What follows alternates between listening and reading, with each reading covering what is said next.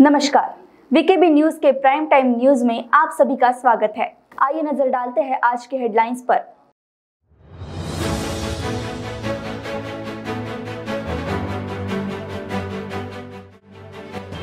नागपुर के एक बंद इमारत में जली हुई अवस्था में मिला एक अज्ञात शव। शहर में आए दिन शव मिलने से शहरवासी चिंतित।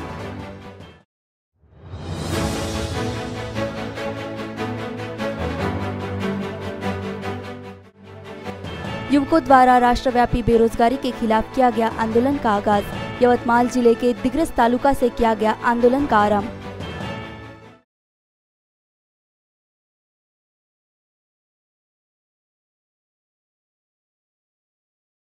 रेती तस्करों के साथ पुलिस टीम की जंगी पार्टी, वीडियो तेजी से हो रहा है वायरल।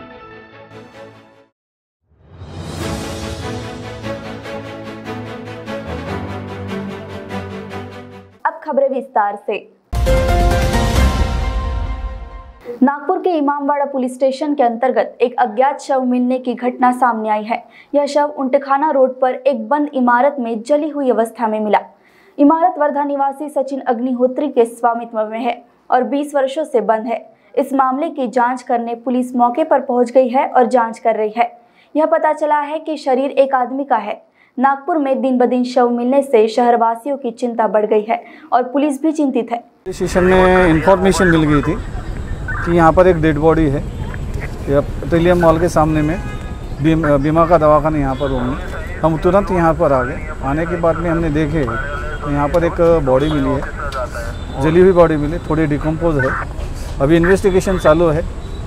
पुरुष की बॉडी है, देखते हैं क्या होता है तो इन्वेस्टिगेशन में पता चलेगा। ये जो प्रॉपर्टी है किसकी है और ये पुराना कोई ऐसा खंडर टाइप का बिल्डिंग है, किसका मालिकी का है, क्या कुछ हमें अभी जानकारी मिली है फिलहाल में। तो जुना बीमा का दवाखाना था बोलते हैं उसका, कोई पटेल का 20 साल से बंद है। अभी कोई किसी ने लिया है, वो जानकारी मिलने के बाद बता सकते किसने लिया करके।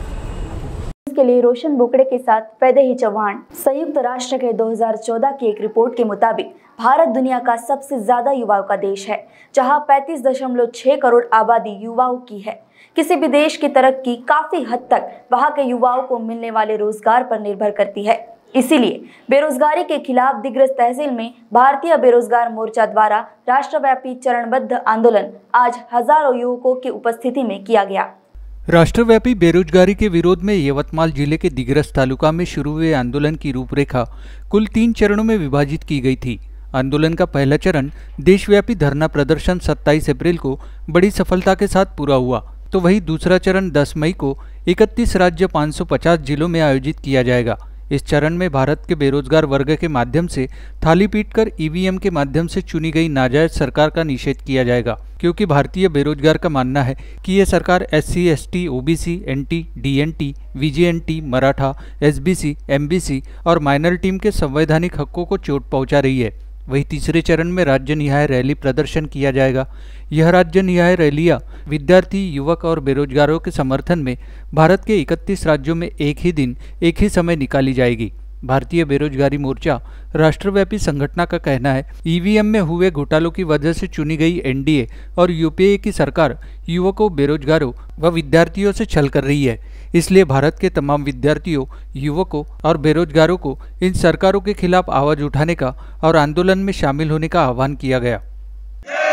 भारतीय बेरोजगार मोर्चाचा भारतीय बेरोजगार मोर्चा अंतर्गत बेरोजगारों के समर्थन में राष्ट्रव्यापी चरणबद्ध आंदोलन या देशामध्ये 31 राज्यामध्ये 550 जिल्ह्यामध्ये भारतीय बेरोजगाराच्या माध्यमातून हे चरणबद्ध आंदोलन सुरू केलेलं आहे।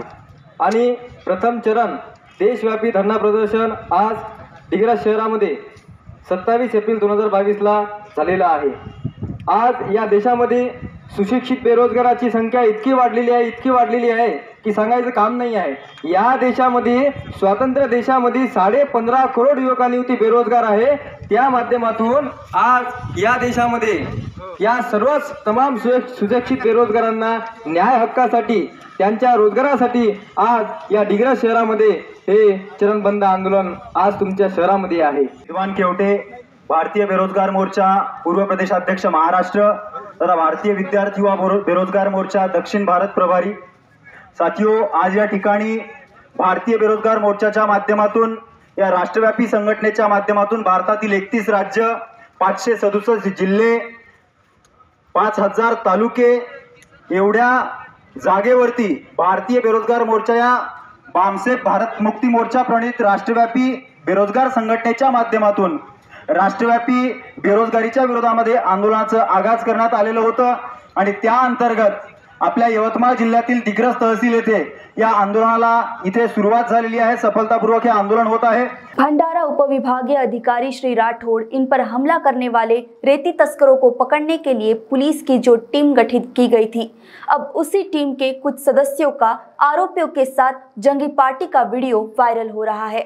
पुलिस और चोरों का चोरी दामन का साथ होता है, ये सबने सुना है, मगर जिनको सलाखों के पीछे रखना है उन्हीं के साथ अगर पार्टी की जा रही हो और बोला जा रहा हो कि हम तुम्हें बहुत मदद करते हैं, हम तुम्हें तकलीफ नहीं होने देंगे, तो ये गलत है। और यही वाकया हुआ है भंडारा में।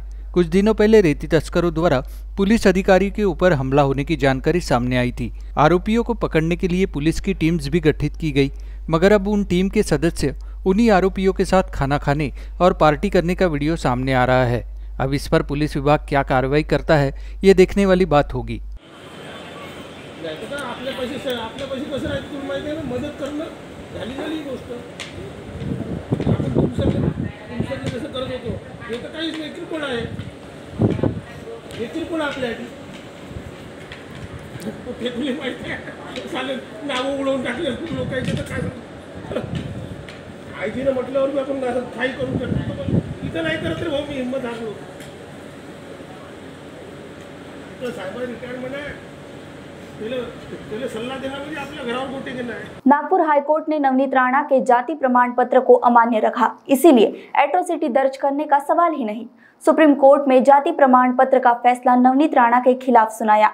जब दलितों पर अत्याचार हुआ तो नवनीत राणा को दलितों में प्यार नजर नहीं आया, होश में आते ही उन्हें दलित प्रेम याद आता है। कहा जाता है कि केंद्र में सिर्फ मंत्री पद को पाने के लिए नवनीत राणा की ये कोशिश है। आप देख रहे हैं कि हमारे हिंदू संस्कृति में भगवान की पूजा हर हिंदू व्यक्ति करता है। हर धर्म के लोग अब अपने भगवान की, कोई अल्लाह को पूजता है, कोई यीशु को पूजता है, सब जने अपने जो कोई उनके दाता होते, भगवान होते, उनकी पूजा करता है। लेकिन इस तरह से एक चौरस्ते पे आके किसी सरकार को चैलेंज करके कि हम हनुमान चालीसा पढ़ेंगे, ये केवल नौटंकी है, ये प्रसिद्धि के लिए किया हुआ नाटक है और भगवान को भी वो पसंद नहीं आया। तो इसलिए हनुमान जी ने, आप जानते हैं हनुमान जी साक्षात हनुमान जी है, ऐसा हमारे यहाँ कहा जाता है और उसके बहुत सारे परिणाम हम लोग भी देखते हैं, सारे लोगों को उसका है। तो भगवान ने उसके जो झूठ बोला, जो नौटंकी किया, ये इस नौटंकी का प्रसाद भगवान ने उसको दिया कि जो भगवान भी उसको बचाने के लिए नहीं आए। और हमने देखा कि उसको आज जेल की हवा खाने पड़ रही है और जेल में झूठ बोलने का कारनामा भी भगवान के शायद कुछ सेंस मिला होगा। तो आपने देखा है कि जो कैसे झूठ बोल रही है, कैसी जनता में भ्रम पैदा कर रही है, लोगों को बहकाने का काम कर रही है, ये आपको कल वीडियो के मार्फत आपको दिख गया है और भी आज भी कुछ आपको उसमें दिखेगा। संजय राउत के खिलाफ एट्रोसिटी का मामला दर्ज करने की शिकायत की है, क्या कहते हैं कि नवनीत राणा दलित नहीं है फिर भी कर रही है? संजय राउत साहब और हमारे आदरणीय उद्धव साहब और हमारी शिवसेना पार्टी एक किसी जाति धर्म पे नहीं चलती है।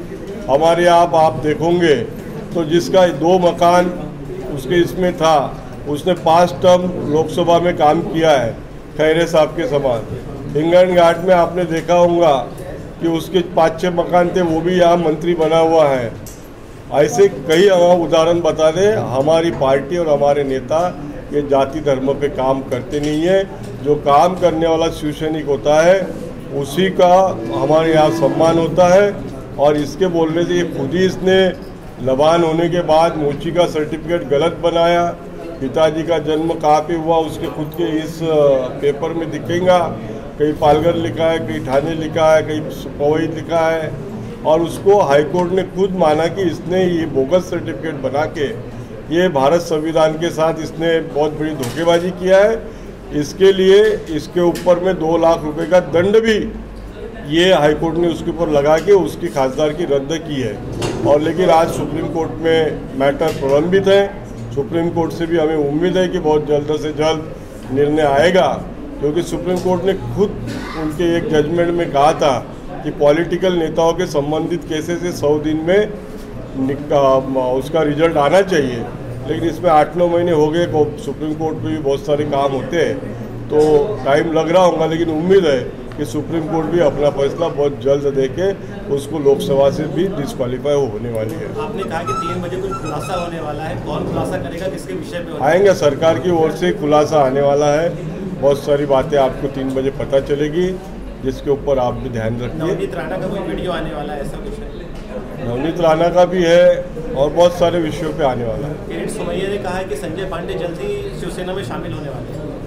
हमने तो सुना है कि किरीट सोमैया अभी फोन पे बात किया हमारे नेताओं से कि मुझे शिवसेना में ले लो, मैं आ जाता हूँ, मैं आपके साथ इस काम करना चाहता हूँ, अभी तक मेरी गलती हो गई। नागपुर में ट्रैफिक पुलिस ने ड्रंक एंड ड्राइव की मुहिम फिर से शुरू कर दी है।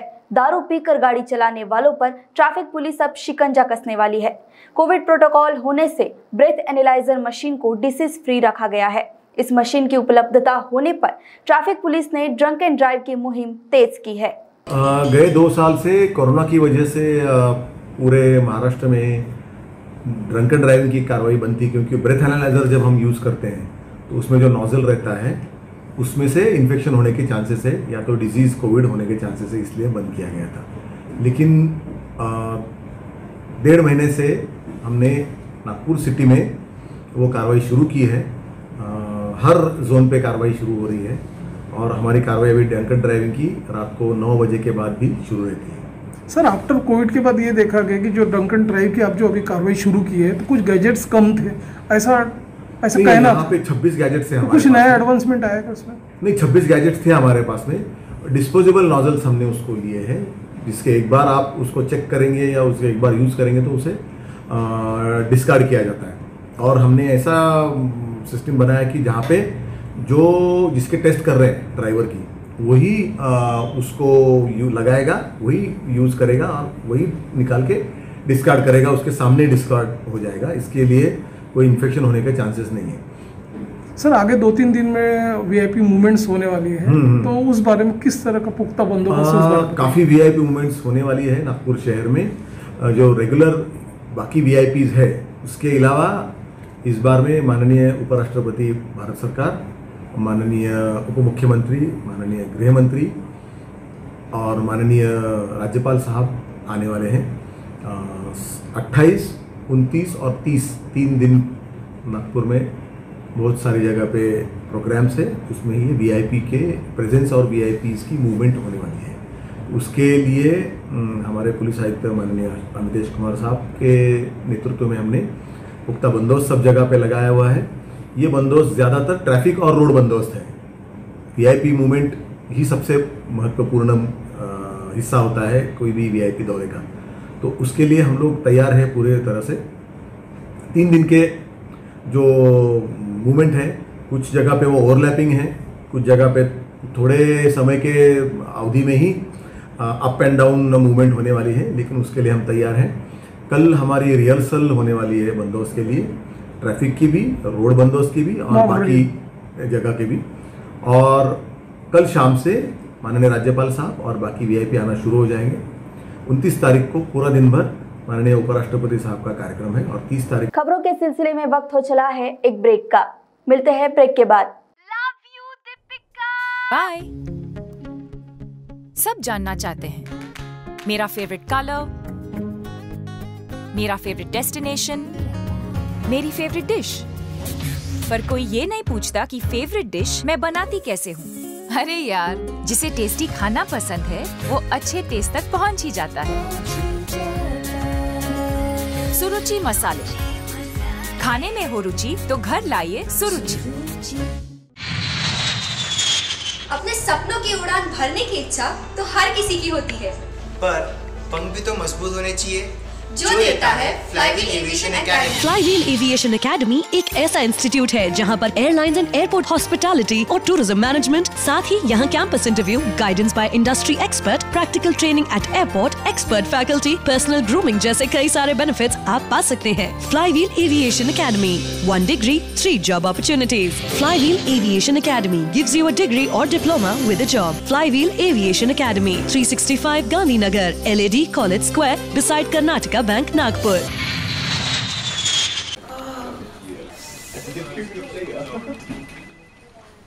बॉस ने मीटिंग बुलाई। क्या यार, आदमी की तकलीफ को तो समझो। बाहर बाहर उठो बैठो उठो बैठो। जनाब, तकलीफ उठने बैठने की नहीं, तकलीफ बवासीर की है। बवासीर, फिशर, भगंदर, पाइलोनियल साइंस का आयुर्वेद तथा आधुनिक लेजर से उपचार। अभ्युदय पाइल्स लेजर हॉस्पिटल, लोहार समाज भवन के पीछे, महापुष्प सोसाइटी, शताब्दी नगर चौक से मनीष नगर रोड, नागपुर। कॉल और विजिट करें www.pilesfistulacure.com।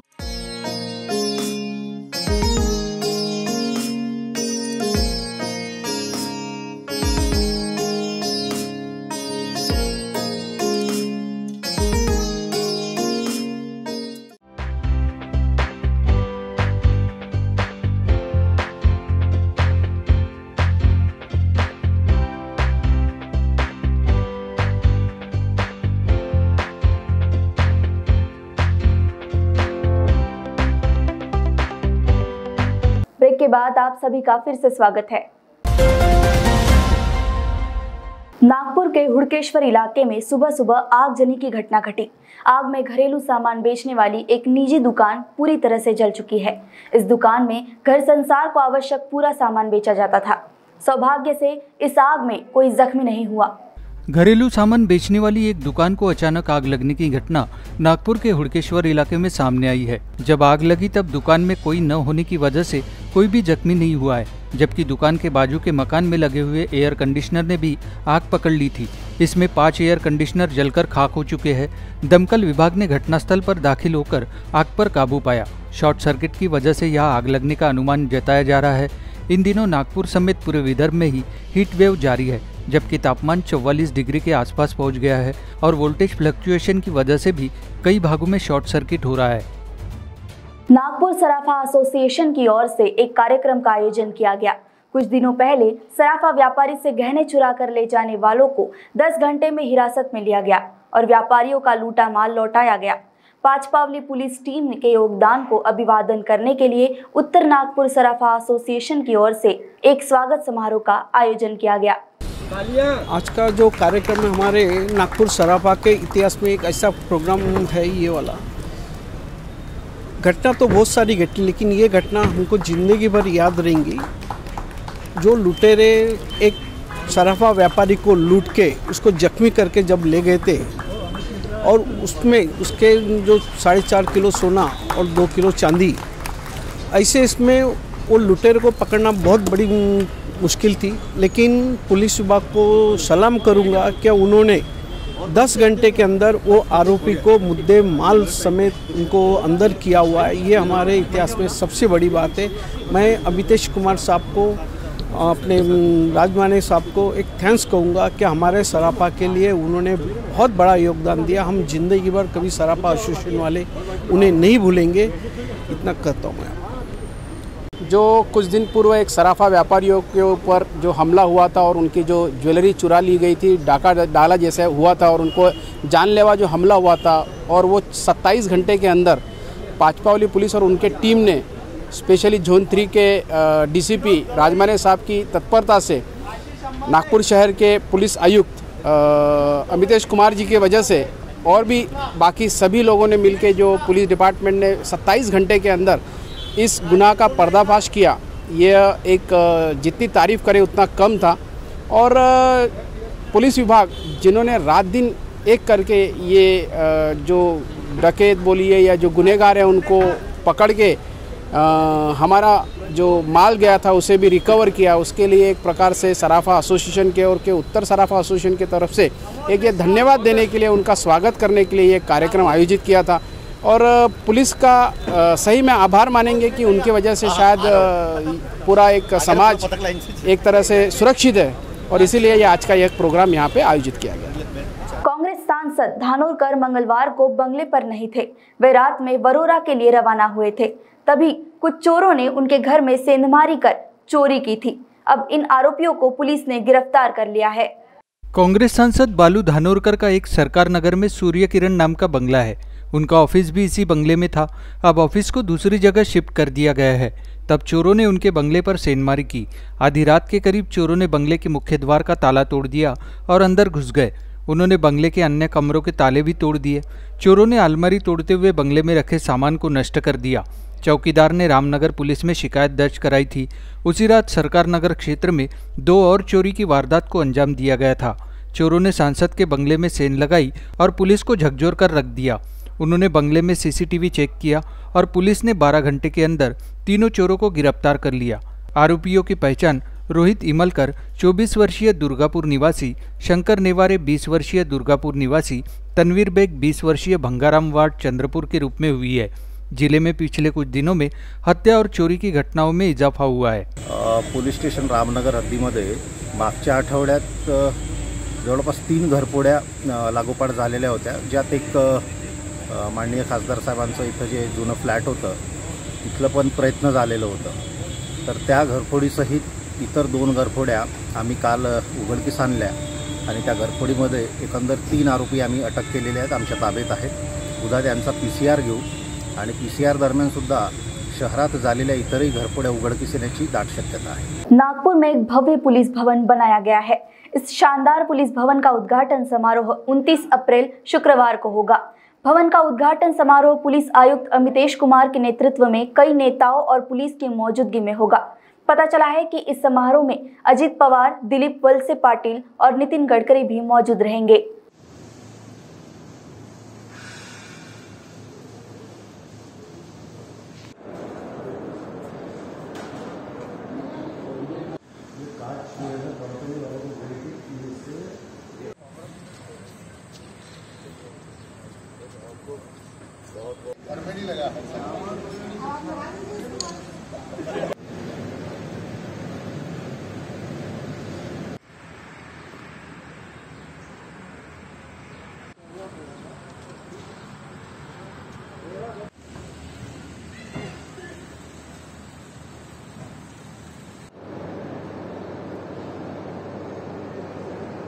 तो आज के प्राइम टाइम न्यूज में बस इतना ही। कल फिर मिलेंगे कुछ नई खबरों के साथ। नमस्कार।